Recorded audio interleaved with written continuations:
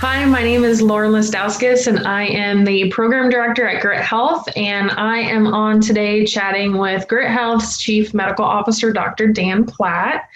You might have joined us for part one. This is part two of us talking about clinical trials.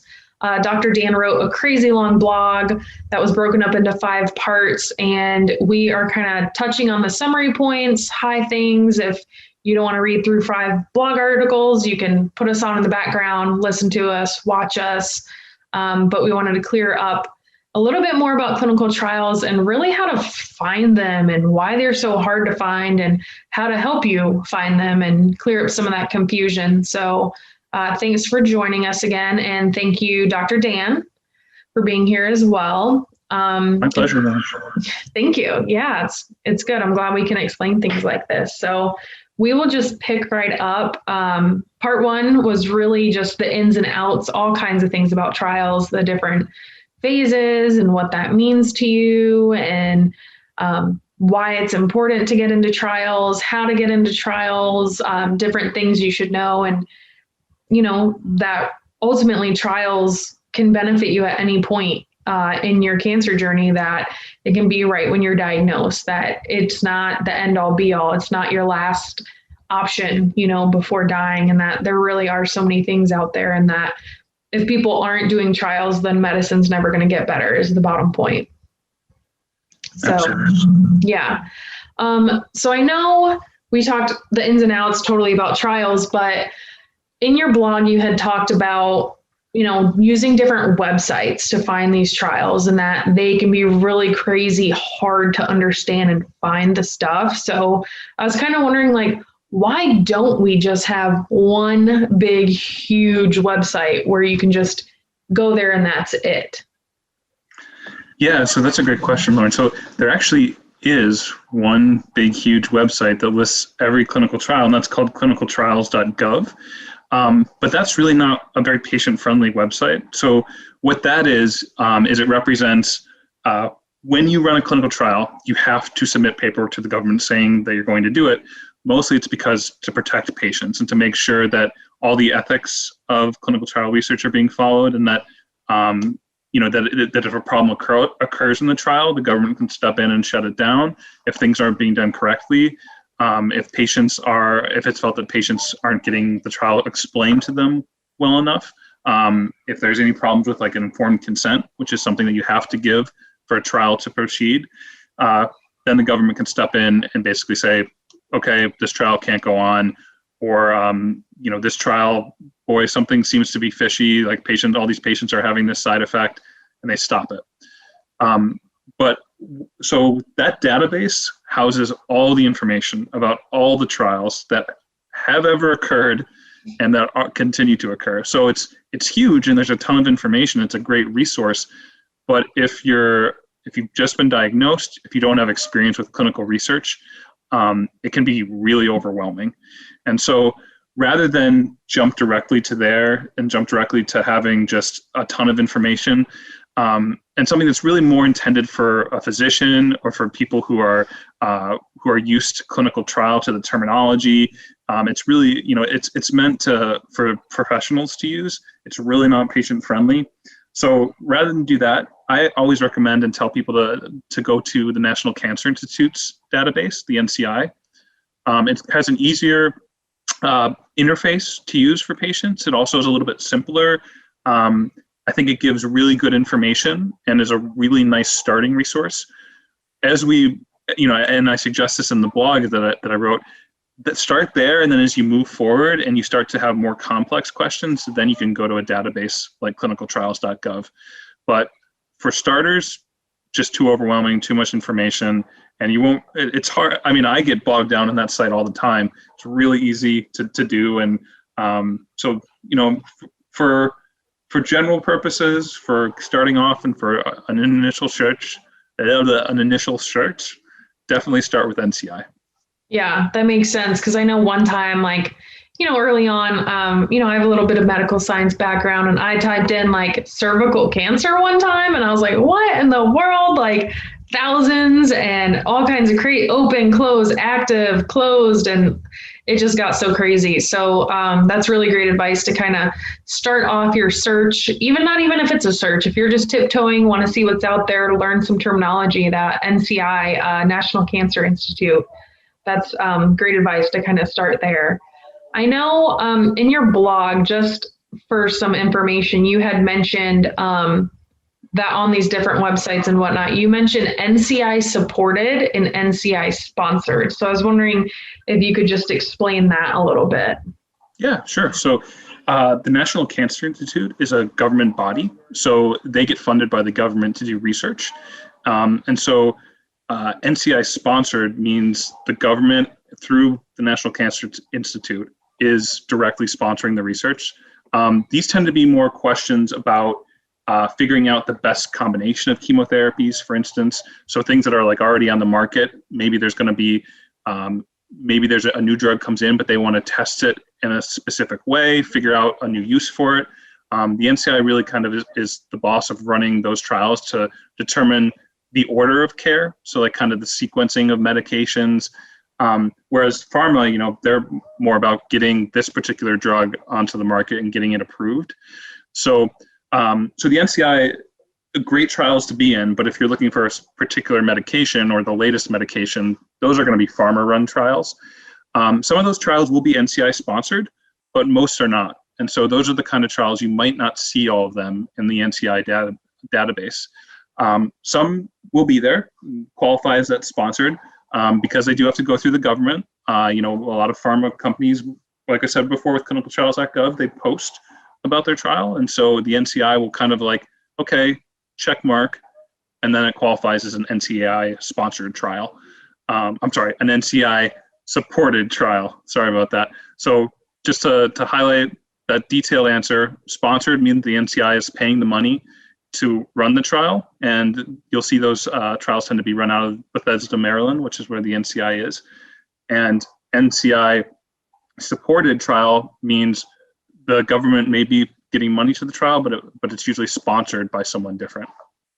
So the primary sponsor is what we're talking about. Gotcha. So really it's about, who is really ultimately paying for it and wants to do it, would be, sponsored, and then supported is kind of almost like a seal of approval. Like, yes, we are supporting that this should happen. It's going to be beneficial. Yeah, exactly. Great. Yeah, because I know as survivors, we know how much money medicines cost. And so, clinical trials and the cost that goes into that and everything like that and how it's funded. And the government does work to try and get cancer research done, fortunately. So thank you for that. And now, like I said, on clinicaltrials.gov, how I typed in cervical cancer and it just goes bonkers. I know we can kind of get stuck as well on the NCI site a little bit. So if I just type in my cancer type, just cervical cancer or regular breast cancer, what should I be aware of what's about to show up, and what can I learn from that kind of basic search on the NCI site? Yeah, and thank you for asking that question, Lauren, because it can get really confusing how to use these databases. Every database you use is going to have its pluses and minuses. With the NCI database, the pluses are that it's very readable. It's very straightforward in terms of how the information is presented. They give you a lot of tips and tricks. So, you'll see that on the right side of the page, it has contact information if you want to call them to ask about a clinical trial. So it's a really good starting resource. The problem is that they have some issues with keywords. So for instance, if you typed in cervical cancer, it might return 1,000 results, which isn't very helpful. If you typed in stage 3 cervical cancer, it might return 2 results, which also isn't very helpful. So the NCI database, you really have to be, and the reason that I separated this out is use the basic search as a starting point to kind of get a sense for what the world of research is looking like and start to learn a little bit about some of the terminology. So I would suggest, for instance, yes, starting with cervical cancer, inputting your location, so your zip code. doing a few simple things just to get a sense for what is out there. So you might look at phase 3 trials, which are, as we talked about in our last session, they tend to be the biggest trials. They tend to be the closest to getting a drug approved. So usually the safest, usually the potentially most effective to be in. So that's a good starting point. So phase 3, your location, your cancer type, see what comes back. It's going to be a big number, but if you start to click on some of those and you get a sense for, okay, this is what trials are looking at right now. There might be a lot of trials looking at something like immunotherapy in your cancer. And then that'll give you a sense, okay, maybe I should type in immunotherapy and see what pops up. Maybe there's different forms of immunotherapy that might be good. But really the basic search is used just to get a sense for the scope. Then you want to get more specific. And we'll talk about, I'm sure in a second, about how to do that. But the other thing I like to recommend with the basic search is that you think more about what's most convenient for you. So that's why I always suggest inputting either a zip code or a location that's most convenient for you where a trial is being run. So if you're close to New York City, type in Memorial Sloan Kettering, see what trials are being run at the actual hospital you'd go to. Assuming that, there may be a trial that you love, but maybe all the way in San Francisco, not really feasible. So as a starting point, do what's going to be easiest, and that tends to be location, your cancer type, and then we'll narrow down from there. Yeah, that's great advice, because that's definitely something to consider. That I know we touched on a little in the part one of our interview is, technically you could go all over the country and wherever, but you have to factor in a lot of stuff. So that's a great way to very quickly narrow down, put in how far you're willing to travel and things like that. And so I think that's a really great point you made, though, that, you don't have to go on the site and find a trial today and call that phone number today or fill out a questionnaire today. Like, it's going to be hard to understand. There's a lot of information, and even just taking 10 minutes to click around, play around with it, read these different web pages, then you really do, just even reading it or trying to read it or finding a crazy word you don't know how to pronounce that's medicine and Googling that, like, that is you empowering yourself, and just trying to learn and trying to read those things and really getting a feel for, like you said, certain cancer types. Research is going really, really strong in specific areas based on those cancer types. So it kind of gives you a base point and a little bit of background knowledge to kind of go to the next step. So something I have definitely done when I've been on these sites, I have one window up looking at them and another window Googling what the heck these medical terms mean. So absolutely. Yeah. It's kind of required at this point, which is unfortunate. But if you need help going through those things, there are sites that help. So the NCI, like I mentioned just a second ago, operates a call center. You can call in. You may not get the specific answer you're looking for, but they can help you, point you in the right direction. There are always, go to your care team if you have a specific question. If there's something you don't understand, that's something that's in your chart. They should be able to help you. If not, your oncologist, then a nurse can sit down with you and help you kind of understand some of the information and prepare you for your search. That might be a good starting point as well. So yeah. Great point. Yeah. So really, that first step is kind of learning about it, looking through it. So then, if I'm really getting interested, I've learned a little bit. Now I kind of want to try and do a little bit of an advanced search to really look at things. What kinds of things should I be filtering out or selecting or typing in for different keywords? What should I try and consider for that? Yeah, so this is where it gets a little confusing, and where it's really important to understand, again, what the database can do, what it can do well and what it can do poorly. So as I mentioned before, but just to give a specific example, the NCI database is very keyword specific. So it takes literally the actual published thing from clinicaltrials.gov, the published protocol, and it pulls keywords out as search terms. So for instance, if the published protocol refers to triple negative breast cancer as TNBC, you will get different searches depending on how it's referred to in the title of that trial, you'll get different searches if you search TNBC as opposed to triple negative breast cancer. So that's the downside. It's because it's taking information that's available in another source and trying to cull it down. It kind of skips around and does some funky things.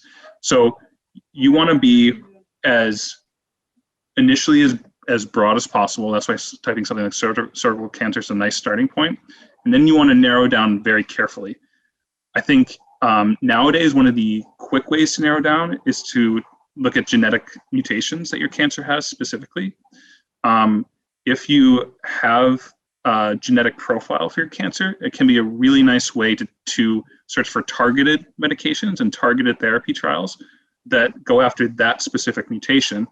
That is a nice starting point. So if you have lung cancer and your doctor has identified EGFR as a mutation that's present in your cancer, there are a ton of EGFR trials and a ton of drugs that are currently available. You're probably on one already, but the next step is to see is to get into a trial and try merging that therapy with a different chemotherapy or a different combination of drugs to really potentially produce a better result. So even if it's a drug that's on the market, there's still a reason to do a clinical trial. Another common thing is breast cancer. Pretty much all breast cancers get genetically phenotyped and genotyped because it's so important and it determines the level of care and the how care is given. So you're either HER2 positive, your estrogen receptor and progesterone receptor positive, but those really determine how care is given. So that's a great starting point. If you have breast cancer, type in breast cancer in one field, then type in ER positive or estrogen receptor in another field, and it will narrow it down very quickly to your specific type. But you kind of make sure you figure it out. And this is where asking your doctor might be a good question. Like, what are keywords I should use when I'm searching for clinical trials about my cancer? They might tell you triple negative is a good keyword. They might tell you HER2 positive is a good keyword. They might say, look for stage 3 DCIS. But until you get a better sense for that, you might drive you too narrow or not narrow enough. So in the blog that I wrote, I give a kind of a clear step-by-step process. That's a good place to kind of get a sense for this too. And I'm very specific about what to leave blank because a lot of these things you probably don't need to use, or they're just not helpful in terms of narrowing down your trial search.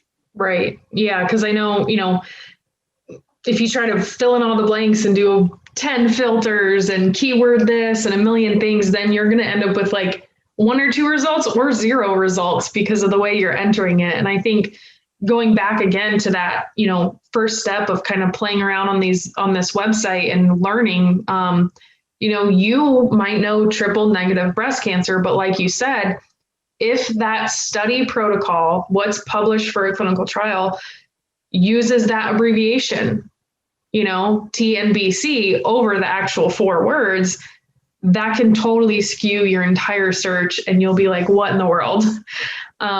So I think that's really important, and do it both ways. Try it both. Try the abbreviations, or that your doctor has said, or that you've heard other survivors, use little, abbreviations, and try those out. I mean, it just takes hitting the back button and starting over, So thank you for explaining that. And go ahead. I was just gonna add something around. So, and here's the trick with the NCI database. Here's an example of this. So you might have stage 3B breast cancer. And if you typed in stage 3B breast cancer, it might only return 2 results.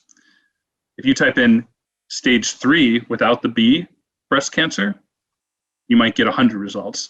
That's a problem because a lot of those what's labeled as stage 3 is actually stage 3B, but the NCI is only pulling out the keyword that's used. So that's a great example. So you want to be a little bit specific at a time. So going from breast cancer to stage 3 breast cancer is a nice step, but you don't want to get too specific. And I think that's a point that a lot of people get tripped up with, especially with these databases, is that the actual quality of the databases vary so much and what they do well. And it's all going to come back to that point. So really that's that step-by-step guide. Something like what I wrote up is a nice place to start, and should be able to get you from the thousands of trials that are potential to maybe 5 or 10 that you can share with your doctor. And that's really the goal. Also, if you do this if you sit down, this should take about a couple hours usually, to educate yourself about trials and get some of the questions answered, as well as to arrive at that list. If it's taking longer than that, which is also very common, feel free to ask for help. There's a ton of sites that want to help you. The NCI offers help. Post a question on Grit and I'll go there and help you and see if I can find the right trial for you. I'm happy to do that. So there's always resources available. So don't be afraid to ask for help. Don't be afraid to make your voice heard around clinical trials, because there's a clinical trial for everyone. Yeah, great point. There is help, whether it's Grit Health, calling that phone number, the helpline, the NCI list, other companies that have assistance with finding clinical trials, nonprofits that can help you find the right clinical trial. So, on that note though, say I find my perfect little trial. I'm like, oh, this is the one. This is my one and only. Like, do I just run with it, or do I kind of cross-check it with another website? Like, how do I go and find that trial like somewhere else just to kind of verify, and maybe I need a little extra information? Yeah, so when you find a trial in the NCI database, it's always a good idea to search for the same trial in the clinicaltrials.gov database. The reason for that is really to look at trial status. So unfortunately, NCI.gov does not always give the best information around whether the trial is actively enrolling. It might say active when the trial is going, but it's not recruiting new patients. And so clinicaltrials.gov gives a much more specific answer. It says active, currently enrolling. That means that's a trial you can get into. It says active, not currently enrolling. That means the trial is full, but is continuing to go on. So they're looking at patients' results. You really want to, you need to double check. So there are a couple ways to do that. If you're in the NCI database and you're in a specific trial, if you go to the very bottom part, it says trial identifier, and it'll have a link to the page in clinicaltrials.gov. So you can click on that. It'll take you to the page, and you'll be able to see right there at the top the recruitment status of the trial. You can also, if you take the trial title and copy it, you can paste it into clinicaltrials.gov, and it'll bring you right to the same trial, and you can check the status that way too. But really important to kind of look at all the information, and your doctor will also help you with this. So if you bring in a list of trials that you found in NCI, and the doctor takes a look and is like, well, these 3 trials aren't currently enrolling, they can help you kind of look through that as well. So lots of resources available, and I know it's confusing. I know it's frustrating, but right now it's the best we got, and we're always trying to do better. And one of the things I love to do at Grit is really to kind of give a suggested trial list for different cancer types. So that's something that I'm working on bringing forward. But there really isn't one great source, which is the worst part about this. I wish there was, but there's always help. Know that. So. Yeah, right. Great point. Maybe it's not a perfect system, perfect way to do things, but there's a way to find it and get you in the right spot. So, we talked a lot about this NCI website and then also clinicaltrials.gov. In your blog, you kind of mention, why would I do those over, say, like going to like a drug company's website and like looking at their stuff, or maybe like one of these companies that wants you to kind of like sign up and they'll do the work for you. Why are those kind of, as you said in the blog, maybe a little bit less reliable? Yeah, so great question, Lauren, because it's something that there are a ton of sites that purport to get you to the right trial. So a lot of drug companies clearly are running a ton of trials, but their interest is in getting you into a trial that they're doing. So they're not going to, and usually don't, give information about trials of the NCI is running, trials that other drug companies are running. So that tends to be, if you want a Pfizer drug, you can go to Pfizer's website, but I don't recommend that. I think looking at the broader scope of what trials are available, means that you probably don't want to go to a specific drug company. Similarly, some of these for-profit sites that purport to help you find a trial, they're for-profit because they take money from drug companies to push their trials to the top of the list. So it's going to it might give you some great options, but they tend to be pretty focused on people that are paying them money. So it may not give you the best option. And that's why the NCI and clinicaltrials.gov, even though they have their downsides, they're agnostic. They're both essentially one is funded by the government, one is directly run by the government in the sense that everyone has to submit information to it. So they're basically agnostic, and they're going to give you more of a whole picture about what's going on. Again, the clinicaltrials.gov, the problem is it's too detailed. The problem with the NCI database is it's sometimes not detailed enough. So you kind of got to weigh those two. But really, that's why I said, really consider the source of the information that you're using. Another good resource that I highly recommend is if you're close to a major cancer center, and I listed the top 20 in the document I created, the blog article, search their website. They're only going to be advertising trials that are occurring at H. Lee Moffitt or at Memorial Sloan Kettering or at Dana-Farber. But if you're close to it, those trials are probably going to be your best options. They're going to be run by the best doctors. They're going to be, usually drug companies go to those sites first when they're looking for patients to enroll, because they know that those are the sites that patients are most likely to show up at. Those are the best hospitals. So that's another consideration. If you're close to one of those major centers, use their resources as well. But yeah, those are so if I had to go in an order, I would go, if you're close to a center, go to that center's website, use their search tool. If you're starting off and you just want to see the whole world of trials, go to the NCI, and we talked a little bit about using a basic search and then getting a little bit more specific, and you can find more details in the blog about how best to do that. And then if you want to see everything in gory detail and all the nuts and bolts and be confused, but maybe also be impressed by the sheer amount of trials that are ongoing, go to clinicaltrials.gov and check that out. But other sites, again, they might have different ulterior motives, unfortunately. Gotcha. So a little bit less reliable from that perspective. Yeah, that makes sense. Like I said, us cancer patients and survivors, we know medicine's expensive. There's a whole reason behind that. But it totally makes sense that you say, going to one drug company's website, more than likely their search tool only shows their stuff. So then that's, already funneling you into a smaller, exactly. You're casting your net smaller. So that makes total sense. And then also with those outside companies that are for profit, that they're essentially getting paid to give you certain results when they're helping you. So that makes sense. And like we said, there are resources that can help you go about this the right way, that aren't going to confuse you or only give you those options. That's really helping the company, not you. So, and I will add, if there's one site for searching for clinical trials that is kind of operating outside of, I would recommend Encore AI. They're doing a great job.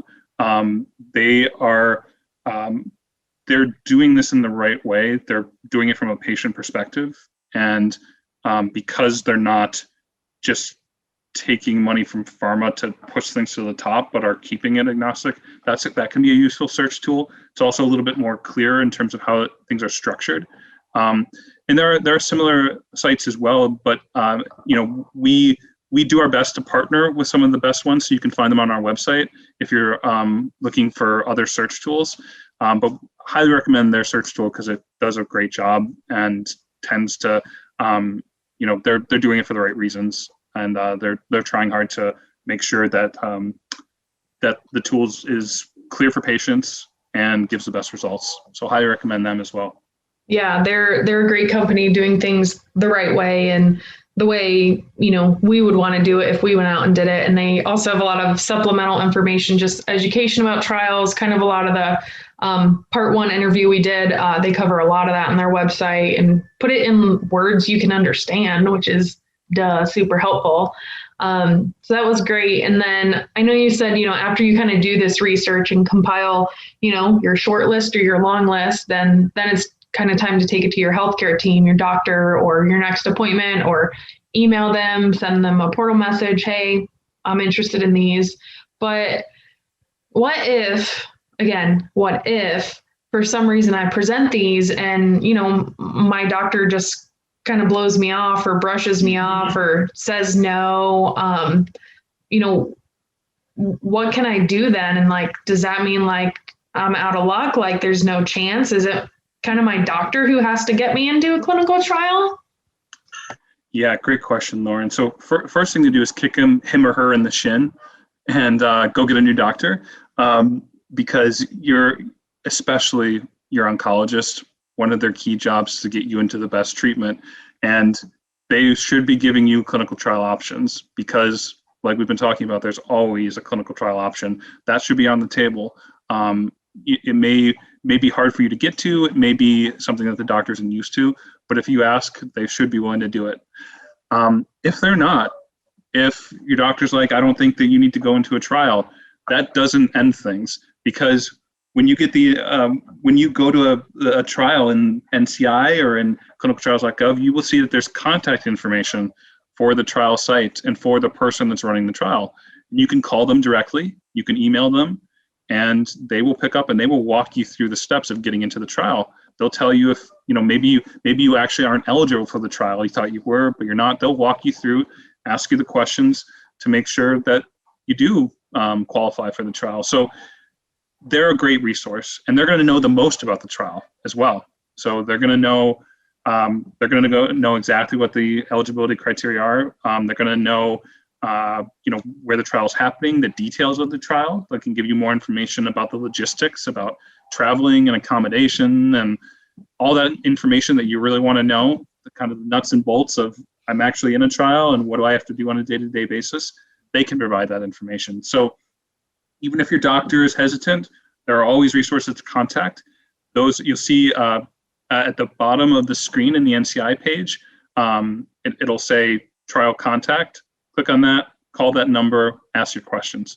I always, your doctor is the greatest resource because they know the most about you, but you can give that information to someone else who can help you make a decision. There are a lot of people like that. So that is not the end all be all. Feel free to go, to always get all the information that's available to you, and if necessary, to go behind your doctor's back. If there's a trial that you think might be better and you have good reason to believe so, find the person who can give you the best information available to make that decision. And often that might be the trial sponsor rather than your doctor. So That's okay to do. Right, because all you're doing essentially is, clicking to see the contact information. Give them a call. It doesn't hurt to call. What's the worst they're going to say? No, or they don't answer, so you call back again or leave a message. Because like you said, they are doing day in, day out. They're doing that trial and talking to patients. And so I know, if you talk to them and you do find out and that you are eligible and you can enter that, then, they can kind of help you along the process of, perhaps sending in consent forms for your doctor to share records, things like that. But that's a whole nother ball game. But that, once they decide you're eligible and you get in there, that there are ways to get the information from your doctor, even if they didn't seem super helpful to begin with. So that makes... For sure. Your doctor can smooth the way by, if they know the doctor at the other center, they can call up, they can smooth the way by maybe answering the questions more specifically than you're able to. So it's always good to have them on your side. But again, just like you said, you don't need to have them. You can always go and ask questions. Are always people who will be there to answer their questions. And just to be clear, they want you in their trial. If possible, they're trying to answer a scientific question and they want to get an answer as quickly as possible. So feel free to call them, feel free to bug them, because they want to help you. And if you qualify, they will give you the exact steps that you need to take to get the information that your doctor has over to them that they need to get you qualified and get you set up. So always don't be hesitant to reach out. Yeah, great point. And I know we probably sound like a broken record this whole time in the first part of be your own advocate, do your research, make the calls, look stuff up. If you're struggling, ask for help to do it. And that ultimately, yes, trials are the way that medicine gets better, why us as cancer survivors get to live longer now than we ever historically have. And that, it's just so important, or things aren't going to continue to get better. And that there's resources out there. Grit Health, we will continue giving you guys information about clinical trials, about patient experience research we do at Grit Health. We are here to help you and help science and medicine get better. We want to, have 10, 15, 20-year survivors and, maybe people that are still in treatment. We want to find ways to get better treatments, make it easier on you. So thank you again, Dr. Dan. This was great. And you will see some more information in the future, I'm sure, coming from Dr. Dan, myself, the Grit Health team, whether it's a program, more blogs, videos. Feel free to give us feedback anytime of what you guys want. And thank you again, Dr. Dan. And as always, we are happy to have you. And as community members, we're happy to have you in the Grit Health Cancer community, and to always be your own advocate and, go to your healthcare team with those hard questions and bug them till you get those answers, because it's your body, it's your cancer journey. So thank you. Thank you, Lauren. Yep. Thanks for having me. Appreciate it.